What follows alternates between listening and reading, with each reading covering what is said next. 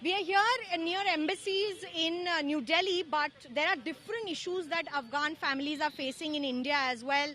They say that despite the fact that they have a card issued to them by the UNHCR, but there are employment that they cannot get in the country. I'm talking to Abdullah Hafiz. मुझे बताइए कि क्या, what is the problem here that you are facing as an Afghan in India? First of all, thank you for sharing our voice. So we don't know what happened in the past, what our ancestors did, that we are facing all these problems right now. So our problem here, we came almost 6 years before, almost 5.5 years. We came in India as a refugee. UNSCR gave us time to consider our cases, and finally they consider as a refugee. They have provided us the refugee card. But based on that refugee card, we cannot get the job. We cannot work anywhere. Before Afghanistan collapsed, we had hopes that one day our situation will get better and we can go back to our country. Once that happened, that we could not imagine that within a month our country collapsed. Now we do not have any source of income in Afghanistan, even we cannot work here. Before, our family were supporting us and sending some funds that we can survive here. But right now, we are in a situation that we do not have any kind of, source of income, anything. But the UNHCR, they do not try to understand our situation. So what we right now expecting from the UNHCR office or from the embassies who are here in New Delhi, that just think about our situation. Like we want the resettlement somewhere in like some other country, but they are not listening us right now. Yeah. So the hope is that you can't go back to Afghanistan, of course. Yeah, obviously we cannot go back to Afghanistan, and even if we go to Afghanistan, there are risk of killing.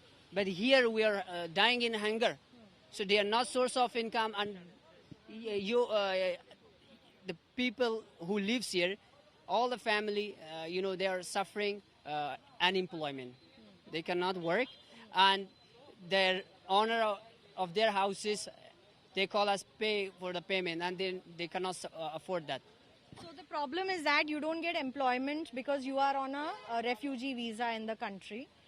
And what you are asking other embassies and UNHCR to give you documented status as refugee. Yeah, we are expecting that the other countries or the UNHCR just tell the other country that give us a resettlement. So we cannot survive here, and even we cannot go back to our country, which is collapsed already. So we want from the UNHCR that think about our situation and give us a resettlement.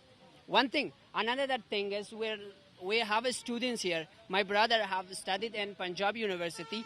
He has completed his graduation, but he cannot go back to Afghanistan because right now there is no flight to Afghanistan, and even the situation right now collapsed, so they cannot go there. So we do not have embassy. We had embassy, now the embassy is banned, so they are not working. So one thing is like Taliban already told us that they do not say anything for those who work with the previous government for the student. But there is no trustworthy for these groups. They are saying one thing and they are do another thing.